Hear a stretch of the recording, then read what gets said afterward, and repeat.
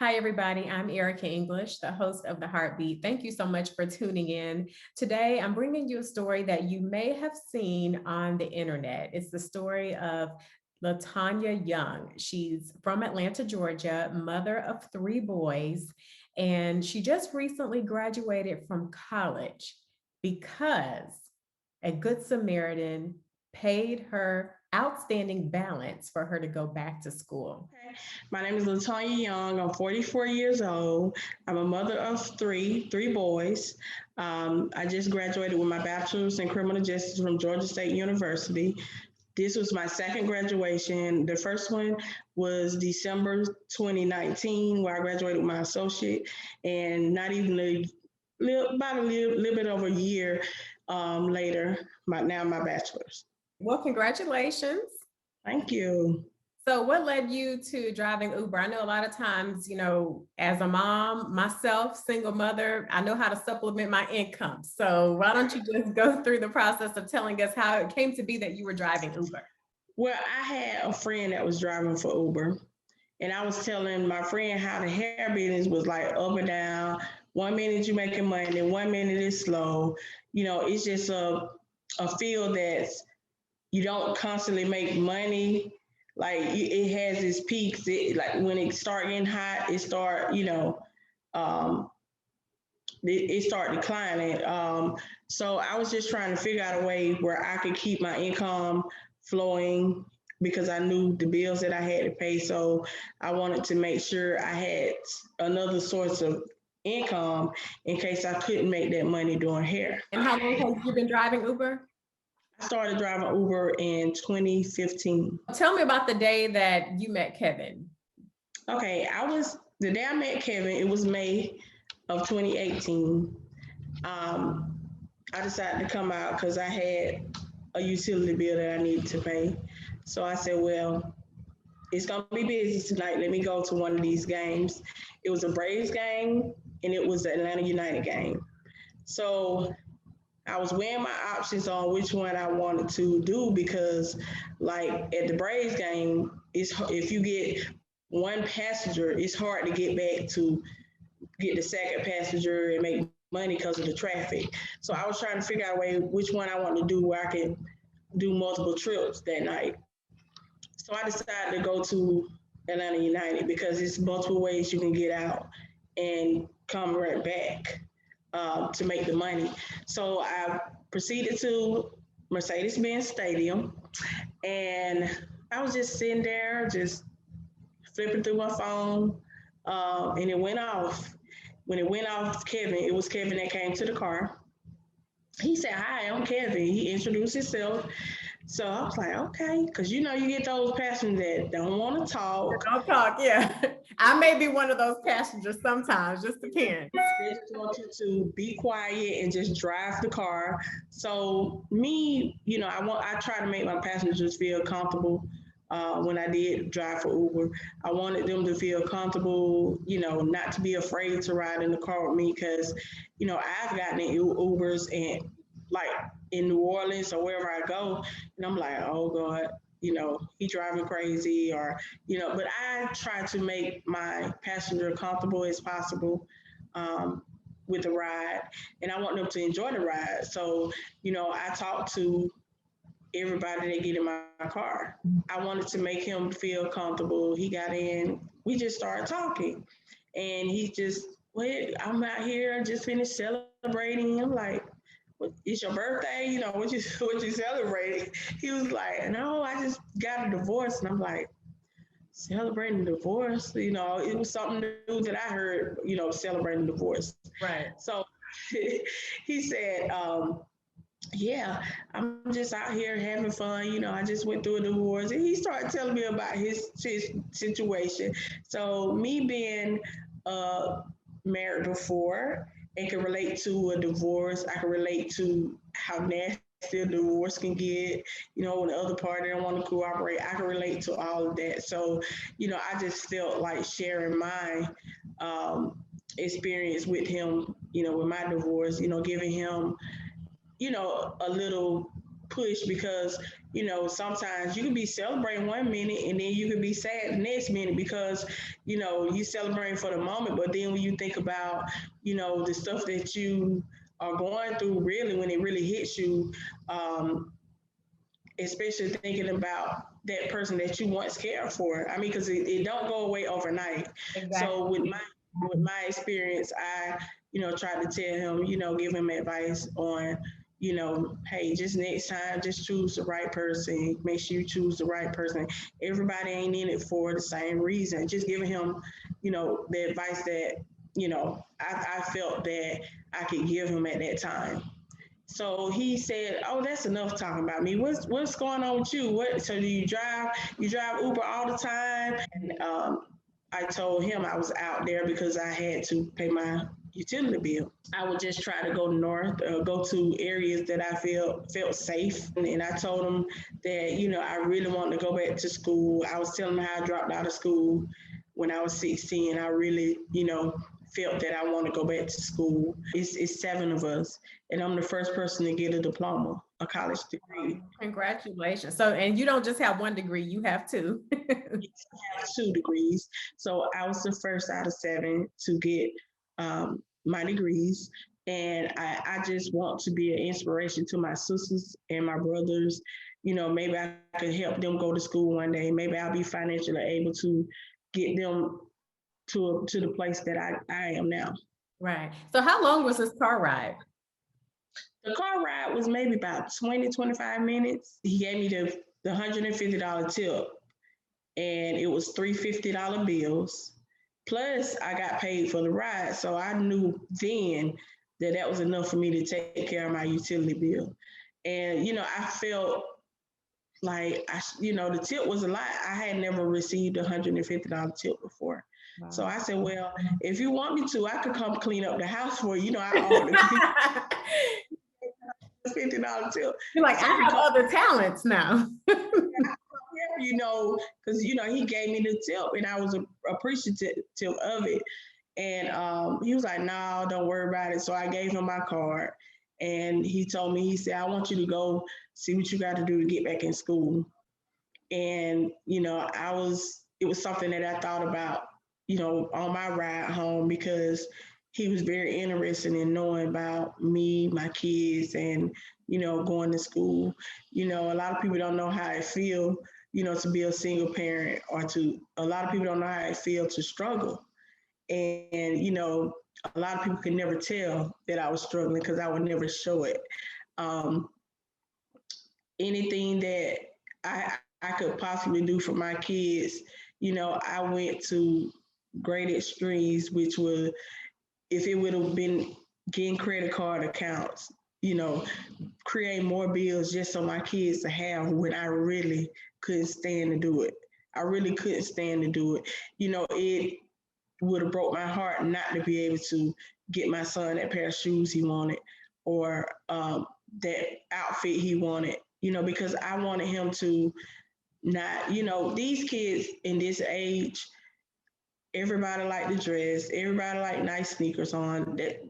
In a way, it gives you that confidence. If you really feel your best, then you can do your best, when you're in school. I just didn't want my kids to end up in a life that I was once. So I did whatever it was, as long as it was legal to provide for my kids. Being a single mom, I know how I feel. I've even thought about programs that I could present to these different states that would help the mothers, you know, get payment for their kids. I want the father to do their part. It's a lot of excuses about I can't work, I don't have a job. A lot of them get away with it because they work under the table. I was But gonna say, yeah, they get paid cash, or they get, they become a contractor or something like that, where, there's no real payroll. Yeah, I know how that works. So was it just the utility bill, or was it also, tuition? Kind of go through that process with. Well, the utility bill was one thing I was out there working for, but when Kevin told me to see what I had to do to get back in school, I knew when I left school that it was a balance, but I didn't know why. I didn't quite understand the overpayment of financial aid that I had. I called the school and I asked them, could I enroll back in school because I really wanted to go to school.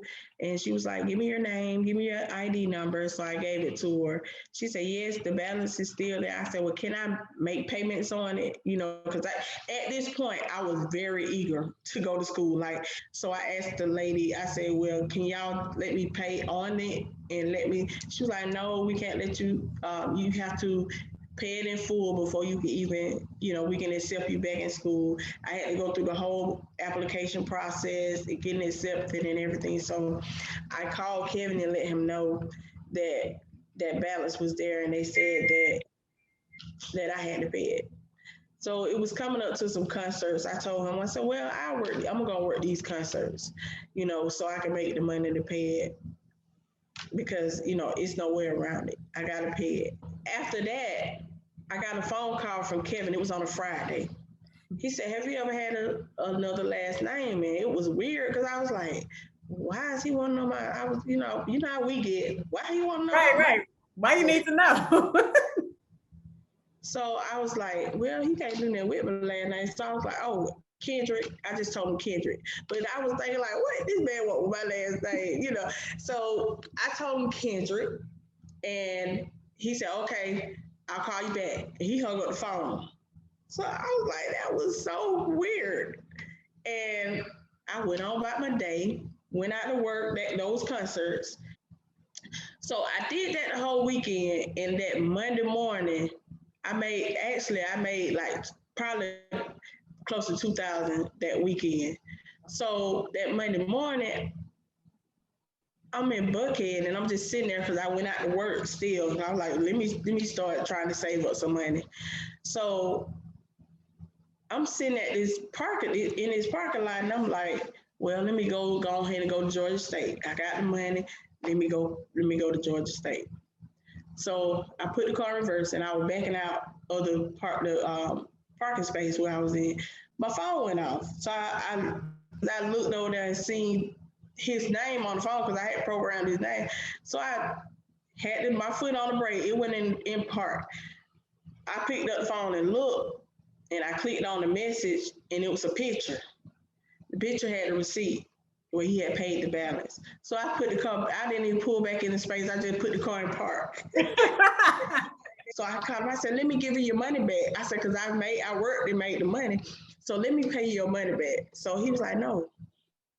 He said, don't worry about it. He said, use the money that you have to take care of your sons. And he was very adamant about, me taking care of my sons, me, paying what I need to pay, and I was like, I can come bring you your money. I have it. I can come. I said, well, okay. He said, the only payment I want is your graduation. That's what he said. So I said, okay. I went home and I didn't do nothing before I enrolled in school. A lot of blood, sweat, and tears, and you finally graduated. When did you graduate? The first graduation was December 2019. The last graduation was May 6, 2021. How did that feel to have someone do something that nice for you, especially given your past, which we'll talk a little bit about in a second? It was one of the best feelings. I have to tell you that I prayed to God too, because I didn't want to be that person that I used to be.